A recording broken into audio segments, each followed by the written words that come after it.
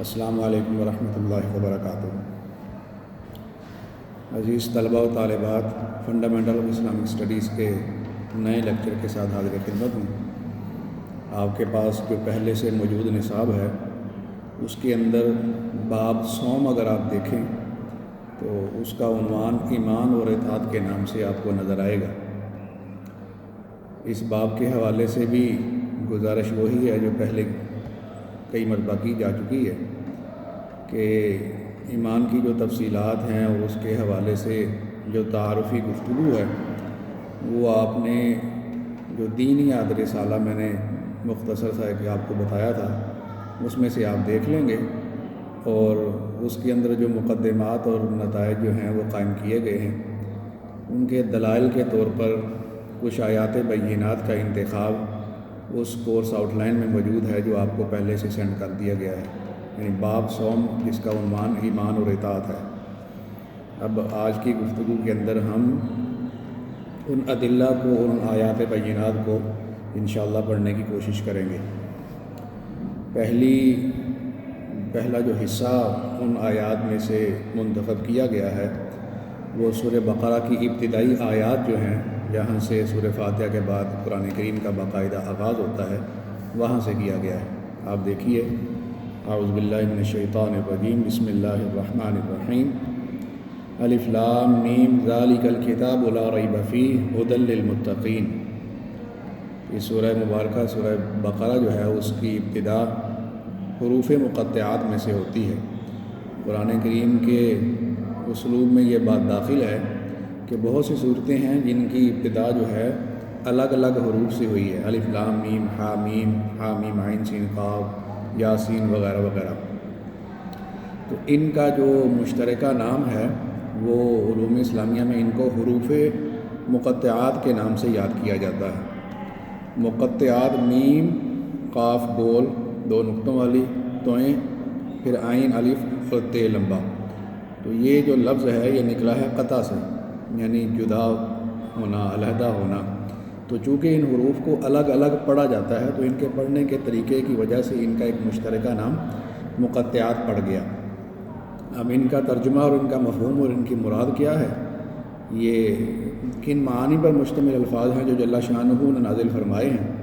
تو ان کے بارے میں امت کا جو جمہور کا موقف ہے، بالاتفاق موقف ہے، یا اکثریت کا جو موقف ہے جس کو علماء نے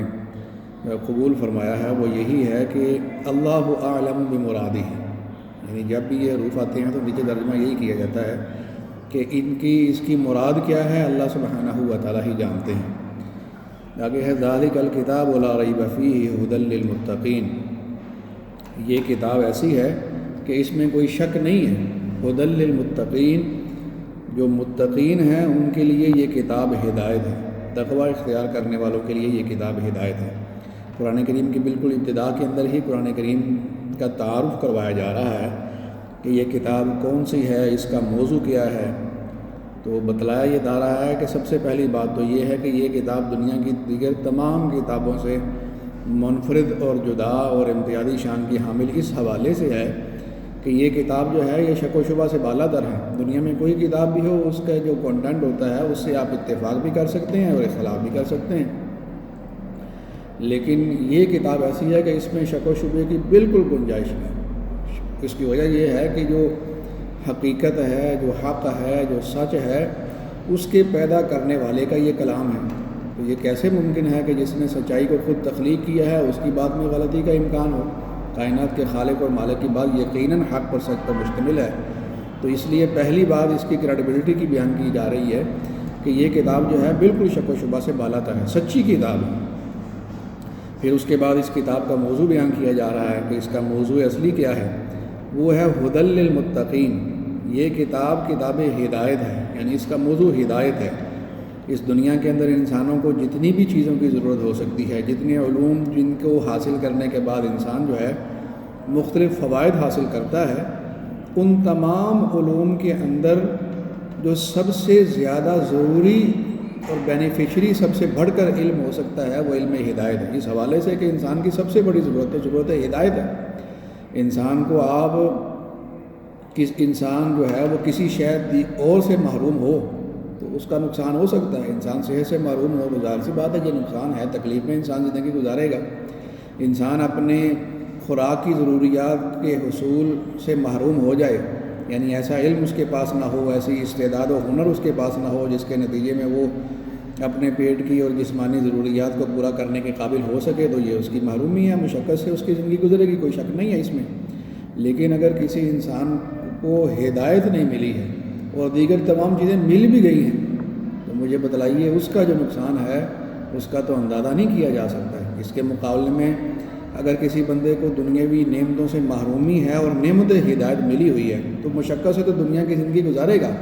لیکن اس کا نقصان اتنا بڑا نہیں ہے جتنا بڑا نقصان اس فرد کا ہے کہ جو ہدایت سے محروم ہو گیا۔ تو معلوم ہوا کہ ہدایت جو ہے یہ انسان کی بہت بڑی، سب سے بڑی ضرورت ہے۔ تو سب سے بڑی ضرورت کی تکمیل بھی یہ کتاب کر رہی ہے۔ انسان کو جو سب سے بڑی ضرورت تھی وہ ضرورت ہدایت کی تھی، اور وہ ہدایت اس کتاب کا موضوع ہے۔ اور کتاب ایسی ہے کہ دنیا میں اور بہت سی کتابیں ہیں جن کا یہ دعویٰ ہے کہ اس کے اندر انسانی ہدایت کا سامان ہے، تو وہ شک و شبہ سے بالا تر کتابیں نہیں ہیں۔ یہ کتاب جو قرآن کریم ہے یہ شک و شبہ سے بالا تر کتاب ہے۔ تو کتنا اہم موضوع ہوا پھر یہ، اس کتاب کا پڑھنا، اس کو سیکھنا کتنا اہم ٹھہرا کہ شک بھی اس میں کوئی نہیں ہے، اور سب سے بڑی ضرورت جو ہے اس کو بھی پورا کرنے والی ہے۔ ساتھ جو ہے ایک شرط اللہ جل شانہ نے بیان فرما دی ہے، وہ یہ ہے کہ متقین اہل تقویٰ جو ہیں ان کے حق میں یہ کتاب جو ہے ہدایت ان کو عطا کرنے والی ہے۔ اگر کوئی شخص ہدایت سے مستغنی ہے، بے نیاز ہے، بے پرواہ ہے، تو زبردستی یہ کتاب تو اس کو ہدایت نہیں دے گی۔ ایسا نہیں ہو سکتا کہ ہدایت جو ہے وہ اس کے پیچھے پیچھے چلے اور وہ بے پرواہ ہو کے ہدایت کو قبول کرنے کو بالکل تیار نہ ہو۔ ایسا اللہ سبحانہ و تعالیٰ معاملہ نہیں فرماتے ہیں۔ انسان کو طلب سچی ہونی چاہیے، جستجو جو ہے وہ اس کی حقیقی ہونی چاہیے، اور سچی طلب کے بعد اور سچی احتیاج اور ضرورت کے بعد اس کتاب کا مطالعہ کرے گا ہدایت کو پیش نظر رکھ کر، تو یقیناً یہ کتاب جو ہے اس کو جو ہے پار لگائے گی۔ اب اہل تقویٰ کون لوگ ہیں جن کے حق میں یہ کتاب جو ہے وہ مفید اور مفید اور مفید ہونے والی ہے؟ ان کا تعارف جو ہے وہ کروایا جا رہا ہے کہ الذین یؤمنون بالغیب، اہل تقویٰ اور متقین جو ہیں وہ لوگ ہیں کہ جو غیب کے اوپر ایمان لاتے ہیں۔ سب سے پہلی صفت اور سب سے پہلی شناخت اور تعارف ان کا یہ ہے کہ وہ غیب کے اوپر ایمان لاتے ہیں۔ الذین یؤمنون بالغیب یعنی انسانی نگاہوں سے جو چیزیں اوجھل ہیں، انسان جن چیزوں کو براہ راست ان آنکھوں سے دیکھ اور ان کانوں سے سن جن کے حوالے سے نہیں سکتا ہے، اور حواس خمسہ میں اس دنیا کے اندر جو چیزیں نہیں آتی ہیں، جو متقین ہوتے ہیں ان چیزوں کے اوپر بھی ایمان لاتے ہیں۔ مثلا جو جنت ہے، دوزخ ہے، فرشتے ہیں، اور وہ ساری کی سارا جہان ہے، عالم اخروی ہے، اس کے حوالے سے اہل تقویٰ جو ہیں یقین اور ایمان رکھتے ہیں کہ اللہ سبحانہ و تعالیٰ نے ان کو پیدا فرمایا ہے۔ یہ کوئی ہوائی باتیں نہیں ہیں، یہ حقیقت پر مشتمل باتیں ہیں کہ فرشتے ہیں، جنت ہے، دوزخ ہے، اور اللہ سبحانہ و تعالیٰ نے ایک عالم بالا جو ہے اس کو تخلیق کر رکھا ہے اپنی تمام تفصیلات کے ساتھ۔ وہ ان چیزوں کے اوپر ایمان لاتے ہیں۔ یہ نبی جو ہوتا ہے وہ اللہ سبحانہ و تعالیٰ کی طرف سے اس کے پاس پیغامات آتے ہیں انسانی ہدایت کے لیے، تو یہ ہوائی بات نہیں ہے۔ کسی نے اپنی آنکھوں سے تو نہیں دیکھا ہے فرشتے کو نازل ہوتے اور وحی کو آتے ہوئے، لیکن یہ سچی بات ہے کہ وحی جو ہے وہ انبیاء کے اوپر آیا کرتی تھی اور فرشتوں کا نزول ہوا کرتا تھا، اور اللہ سبحانہ و تعالیٰ نے اپنی جو سب سے اعلیٰ مخلوق انسان ہے اس کی ہدایت کے لیے ایک سلسلہ برپا کیا تھا۔ یہ آسمان سے جو سلسلہ جاری ہوا نزول کی صورت میں، یہ سچا ہے، اب نگاہوں سے تو نہیں دیکھا جا سکتا، اور کوئی مشین بھی ایسی نہیں ہے، کوئی کیمرہ بھی ایسا نہیں ہے، اور اب تک انسان نے کوئی پرزہ بھی ایسا ایجاد نہیں کیا ہے جن سے ان تمام چیزوں کو انسان اپنے ان حواس سے محسوس کر سکے اور ان کا جائزہ لے سکے۔ اہل ایمان کا کام یہ نہیں ہوتا، جن کے حق میں کتاب ہدایت جو ہے وہ مفید واقع ہونے والی ہے، ان کا معاملہ ایسا نہیں ہوتا ہے کہ وہ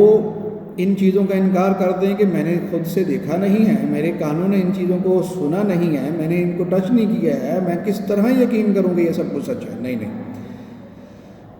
جو مومن ہوتا ہے، متقی ہوتا ہے، اس کے پہلا تعارف اور اس کی شناخت یہی ہے کہ وہ ان چیزوں کے اوپر جو غیب پر مشتمل ہیں ایمانیات کی، ان کے اوپر ایمان لاتا ہے۔ تو اگر کتاب کے حوالے سے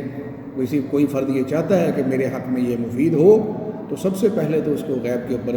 ایمان لانا ہے۔ پھر یہ کتاب جو ہے اس کے غیب کا جو ایمان ہے اس کو مزید مضبوط کرتی جائے گی، جس کے نتیجے میں پھر انسان جو ہے وہ حقیقی کامرانی اور سرفرازی کو حاصل کر سکے گا۔ تو پہلا تعارف کیا ٹھہرا؟ الذین یؤمنون بالغیب، کہ وہ غیب کے اوپر ایمان لاتے ہیں۔ ایمان کی تمام تفصیلات جو ہیں اس میں شامل ہیں۔ وَيُقِيمُونَ الصَّلَاةَ، اب ایک عملی چیز کا ذکر کیا جا رہا ہے اہل تقویٰ کے تعارف میں، کہ وہ نماز کو قائم کرنے والے ہیں۔ آپ دیکھیں کہ شریعت اسلامیہ نے ایمان لانے کے بعد بہت سی چیزوں کا مطالبہ ایک بندہ مومن سے کیا ہے کہ تم نے یہ تو ضرور کرنا ہے۔ ان تمام چیزوں میں اہم ترین شے جو ہے اور جامع ترین عبادت جو ہے اس کا ایک کا ذکر کر دیا، وہ کیا ہے؟ وَيُقِيمُونَ الصَّلَاةَ، اور وہ متقی جو ہیں وہ نماز کو قائم کرنے والے ہوتے ہیں۔ وَمِمَّا رَزَقْنَاهُمْ يُنْفِقُونَ، اور ایک تیسرا تعارف ان کا یہ ہے کہ جو کچھ بھی ہم نے ان کو دے رکھا ہے اس سے یہ خرچ کرتے ہیں، وہ مال کی صورت میں ہو یا دیگر نعمتیں ہوں۔ انسان کی فکری صلاحیت ہے، انسان کی بولنے کی صلاحیت ہے، انسان کی وجودی جتنی بھی صلاحیتیں ہیں ان کو اللہ سبحانہ و تعالیٰ کی راہ میں خرچ کرتے ہیں۔ تو اس کو صرف مال پر منحصر نہیں کرنا چاہیے، مال بھی وہ اللہ کی راہ میں دیتے ہیں، اور دیگر صلاحیتیں جو کچھ بھی ہم نے ان کو ان کے نصیب میں ان کو عطا کیا ہے تو وہ اللہ سبحانہ و تعالیٰ کی راہ میں خرچ کرتے ہیں۔ تو ایک تو مالی جو ہے شے اس کا ذکر ہو گیا، ایک عملی عبادت جو ہے نماز کی صورت میں اس کا ذکر ہو گیا، اور بالکل ابتدا کے اندر ایمانیات کا ذکر ہوا۔ تو پہلی آیت کریمہ جو دوسری آیت کریمہ ہے تعارف کے بعد والی، اس کے میں متقین کا تعارف کروایا گیا کہ وہ غیب کے اوپر ایمان لاتے ہیں اور نماز کو قائم کرتے ہیں اور جو کچھ ہم نے ان کو دیا ہے اس سے وہ خرچ کرتے ہیں۔ مزید ان کا تعارف کیا ہے؟ والذین یؤمنون بما انزل الیک، اب جو ایمان ہے اس کو مزید تھوڑا سا کھولا جا رہا ہے اگلی آیت کریمہ میں، کہ وہ لوگ ہیں جو ایمان لاتے ہیں اس پر